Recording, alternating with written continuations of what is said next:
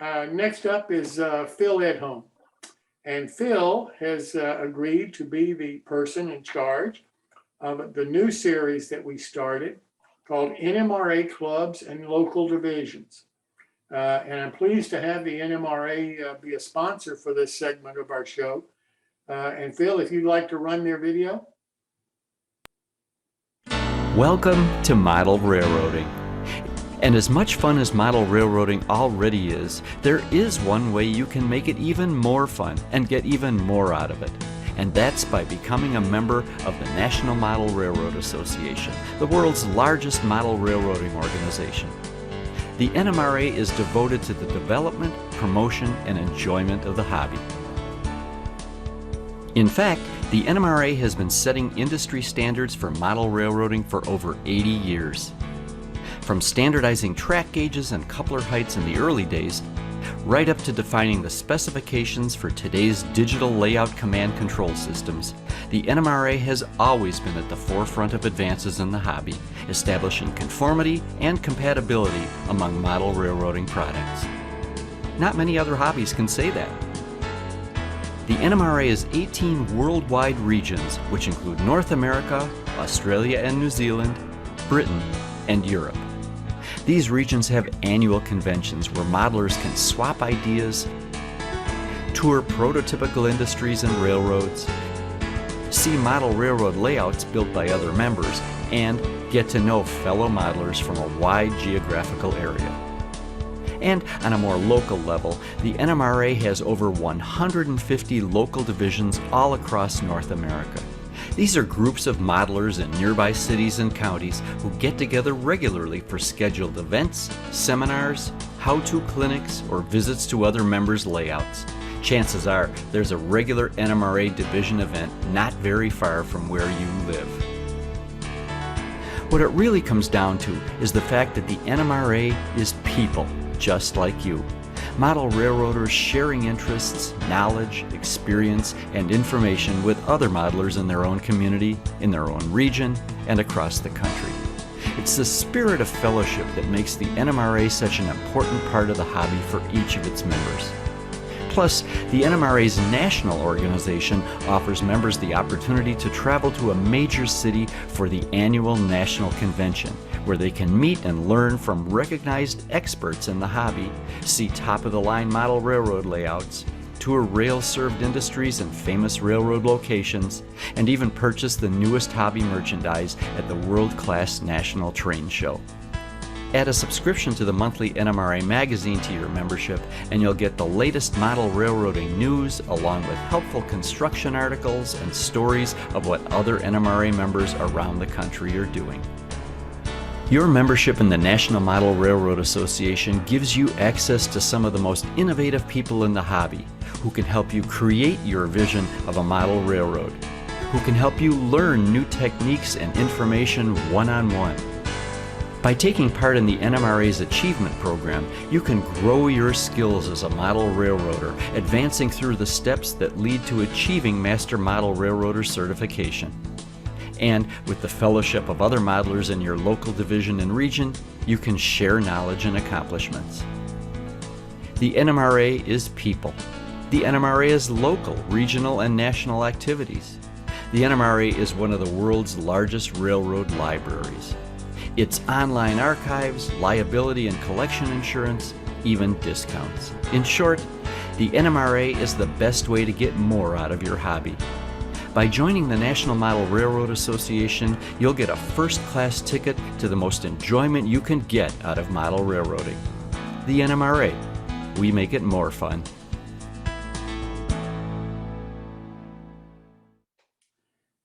I really appreciate the NMRA wanting to sponsor this segment of our show for us, because to me, the local division, the local clubs, this is where you get one-on-one mentoring.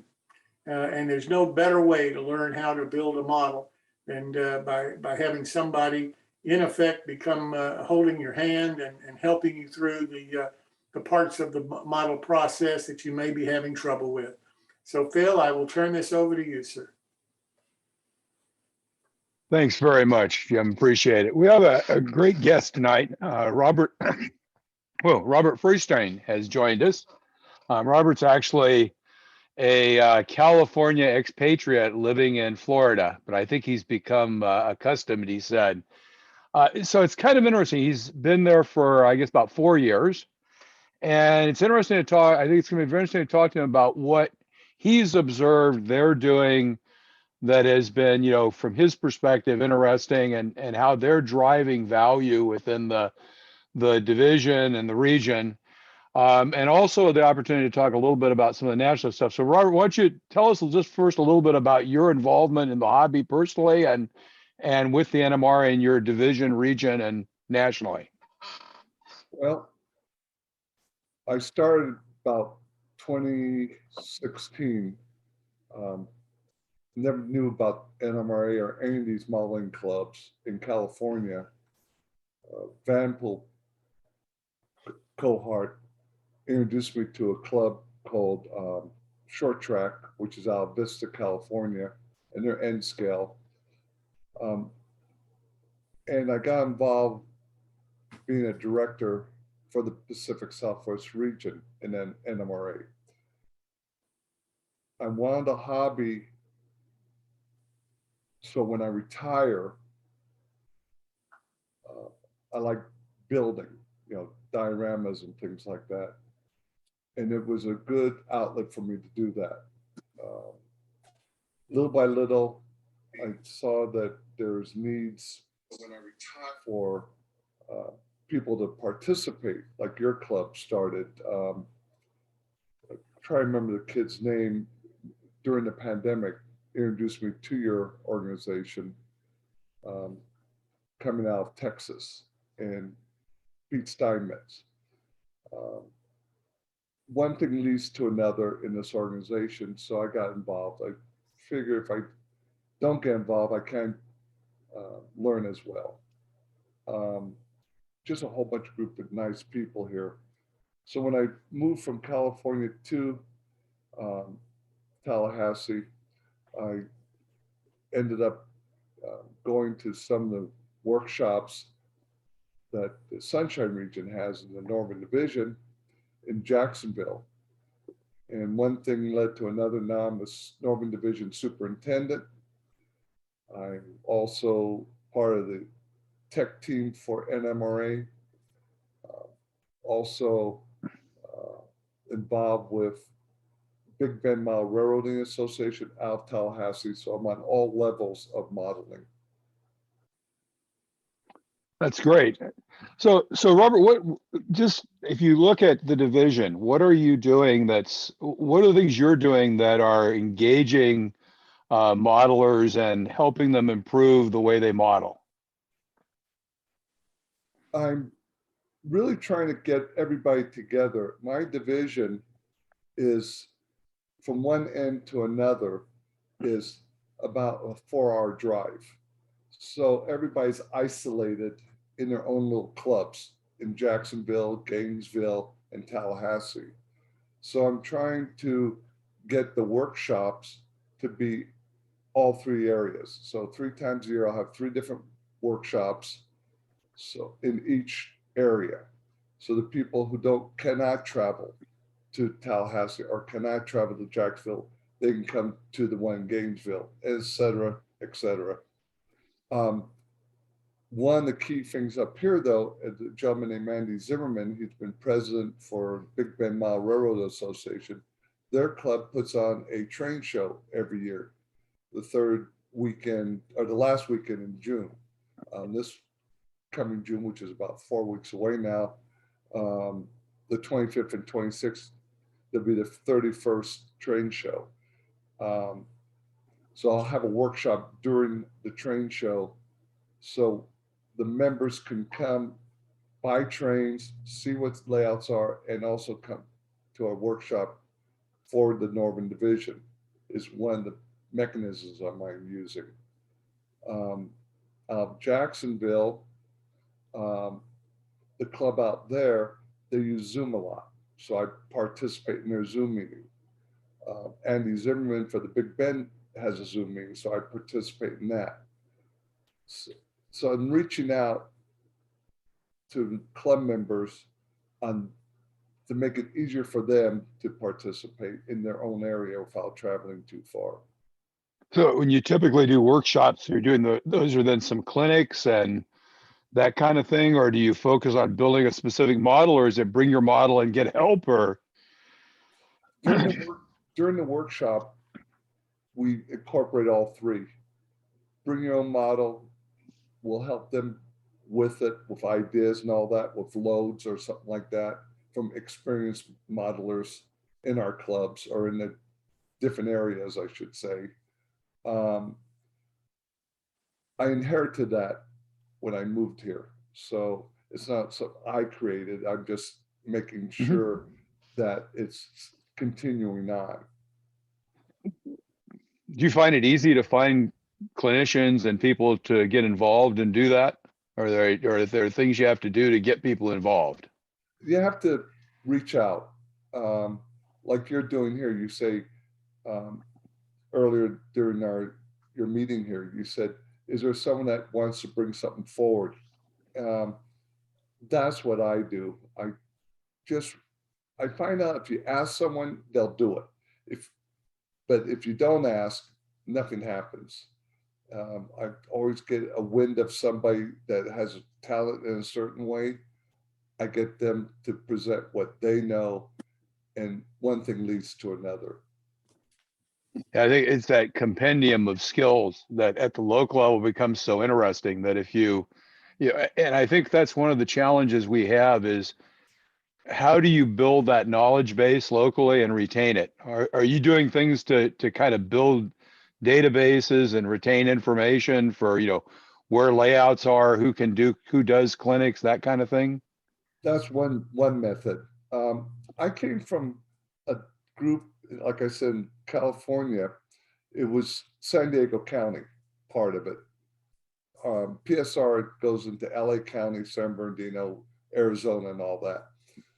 But the San Diego County, every month they went to a different modeler's house, played with their railroad, got people to come join in, doing op sessions and all that. And then the board will have their meeting during that event. So every month we met as a board and also traveled throughout San Diego County to different railroads, hobbyists. We're very fortunate. We have Balboa Park that has 4 clubs in that area. Vista, which is the northern part, is owned by Oceanside. Oceanside has their layout, people's homes. It was a round robin that we would do. And you never travel any more than an hour to an hour and a half from one end of the county to the other. I'm trying to incorporate that here in this larger area. So just out of curiosity, when you go to someone's layout, I mean, the number of potential participants, I would think, is somewhat limited. Did you find that it was the same people? If you had 12 events around your division, was it the same people that came to those, or did you get a lot of variation that in, you know, this layout you got, you know, 3 or 4 people that kind of went to all of them, but there were 8 people that were more local? Or was it kind of more just a single group of folks that always was part of this? It's a combination of both. And what I mean by that is there was a nucleus that went around to all of them. And I'm talking about maybe 20 of us would go to all of them. But you also find people in the neighborhood at someone's home that they'll say, oh, that's my neighbor. And they bring their children over and they would see, oh, what a great layout in the garage or in the upper room. And they would get involved that way. And we find new members that way.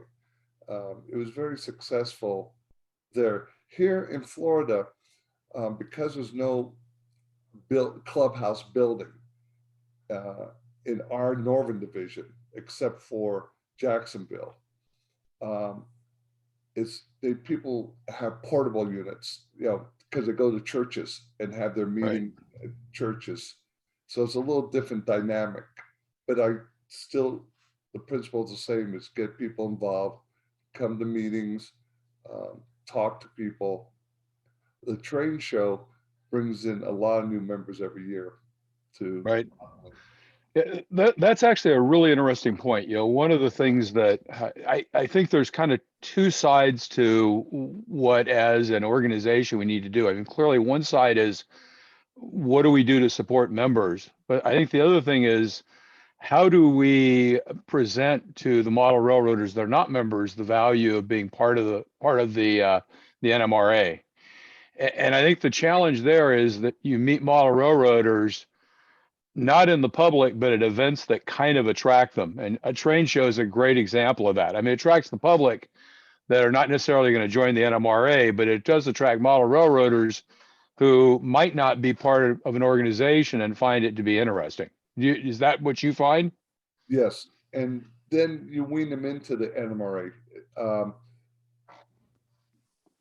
If a person is not ready yet to home in on their skills on modeling, but they just like to run trains, NRA may not be for them. But if they want to home in on their modeling skills and all that, then NMRA is the way to go, especially with the AP program. That's why I chose to go for the AP. I'm going for my MMRA mass modeler right now. I gained 3 other people because I'm doing it. They say, well, we'll join you, Bob. And we're now 3 of us going for our journey.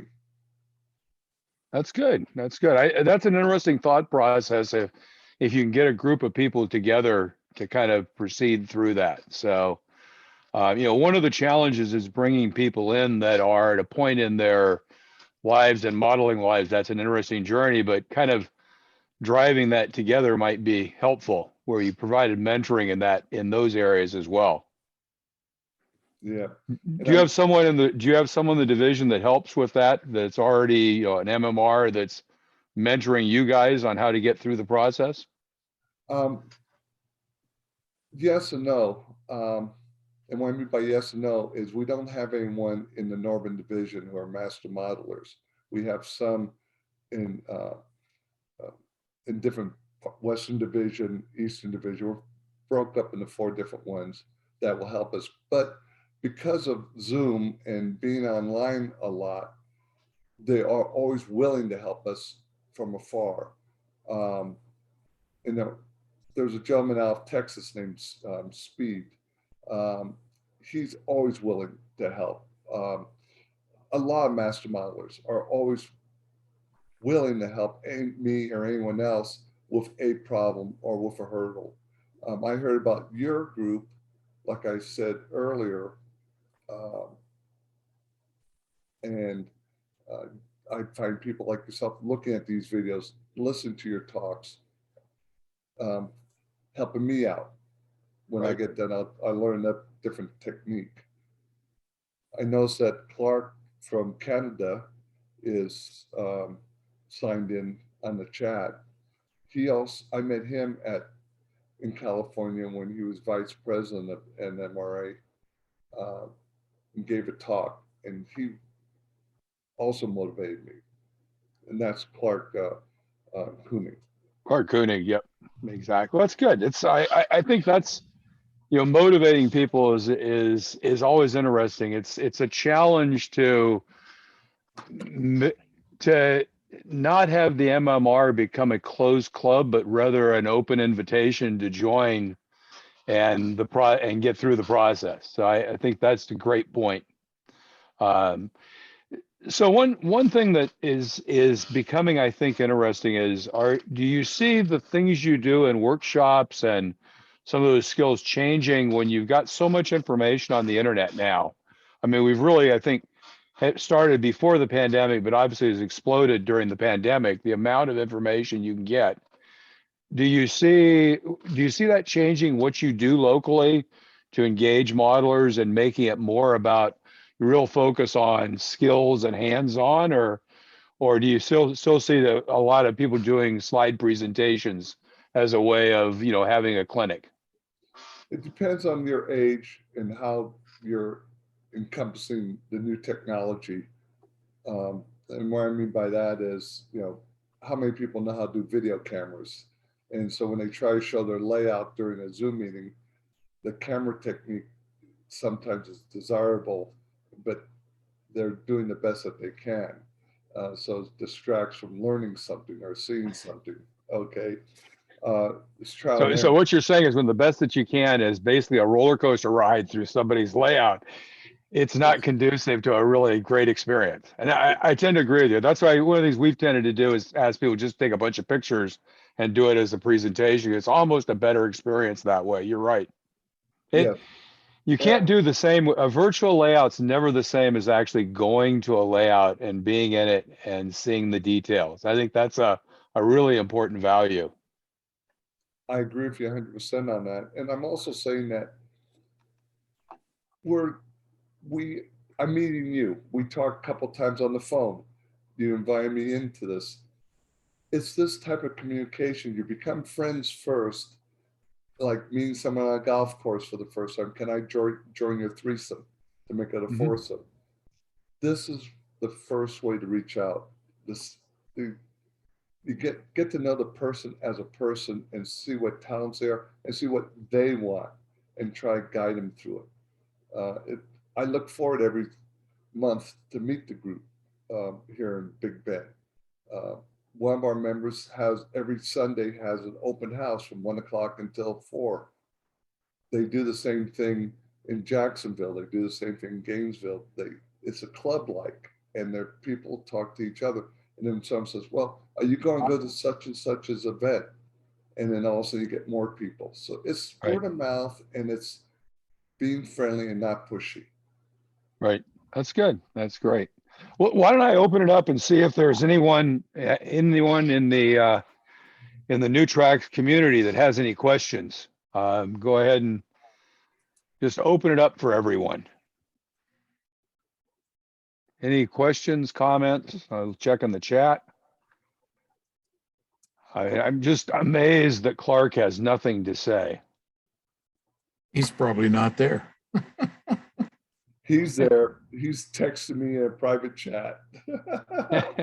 I am here. There. I am here. Hey, Bob, how are you? Hey, good, Clark. Glad to see you on the line. I haven't talked to you for quite a while. Yeah, I think the last time you and I had a little discussion about track work and fast tracks. That's right. And guess what? I'm stymied on one of the turnouts, but I'll get through it. But yeah, Clark got me into building my layout using fast track, build my own track, and I'm fascinated by it. Excellent. Excellent. Yeah, well, what we can do, we'll maybe assign some time and we can do a Zoom call and work on it. I would appreciate that, Clark. No And you're problem. looking good. Did you lose some weight? Yeah, I bought bigger shirts. Ah, hey. Yeah, Clark. We first met when we came out to one of the conventions. I think the one you went to when we first met was in 2016 over in Culver City. And I drove you along the coastline when we were going to some sort of dinner at a private club's train layout. Yeah, we went by sort of your old stomping grounds, and we talked about the beaches, and then we went out for a fabulous dinner. Yeah. Yes, and then Clark gives a great clinics for working with the masters. That's another aspect, going to conventions, going to different things. Cool. Bob, let me ask you a question. How do you fund the activities that you do for your division? Well, right now, because most of it's Zoom, there's no cost involved. But what we normally do is per meeting, we charge $15 for snacks, for the rental of the room, things like that. It's a flat out fee here in Tallahassee. But the ones in California, there was no cost involved with anything. You pay your membership dues, and it was all supplied by the club. The way they made their money was during the conventions when they have it in their own little area. Yeah, gotcha. Thank you. Well, super. Well, Robert, I wanted to thank you and really appreciate it. Lots of great info. And we actually connected also on discussing some things around calendaring, which I think is an important area to look at. So we'll have that conversation going forward. And I think that's kind of the interesting thing is that it's a lot of this is just making those relationships and building them. And I think there's something that we kind of may have all missed in this, which is that it all got a lot easier now with things like Zoom. And what we're doing tonight, we can extend that kind of knowledge base and connections. And if someone else has something specific, they can come back and ask. So, Robert, again, thanks very much. And I just posted in my on the chat room my email address. So anyone wants to reach out to me, please do. I'm all for it, and I'm so proud of you guys having Gordy last month. You had him on. I Yep. mean, Yep. I talk to Gordy every so often, and like Clark and all that.